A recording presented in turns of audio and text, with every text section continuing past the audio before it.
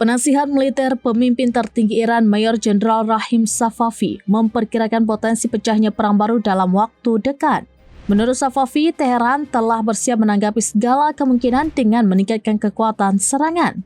Mengutip Al-Mayadin, ia menilai bahwa jika konflik tersebut benar-benar terjadi, maka besar kemungkinan akan muncul pertempuran lain setelahnya.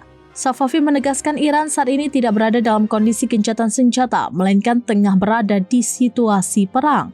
Ia menyebut setiap kesepakatan gencatan senjata bisa saja runtuh kapan saja. Selain itu, tidak ada perjanjian formal atau tertulis antara Iran dan Israel maupun antara Teheran dan Amerika Serikat. Lebih jauh, ia menekankan bahwa gencatan senjata hanya sebatas penghentian sementara yang setiap saat dapat kembali berlanjut menjadi permusuhan terbuka. Karena itu, Iran menyiapkan skenario terburuk dengan memperkuat pertahanan sekaligus memperbesar strategi ofensifnya. Kesiapan itu meliputi aspek diplomasi, media, dunia cyber, hingga pengembangan rudal serta drone tempur. Safavi menutup pernyataannya dengan menegaskan persiapan menghadapi perang adalah langkah paling efektif untuk menjaga perdamaian.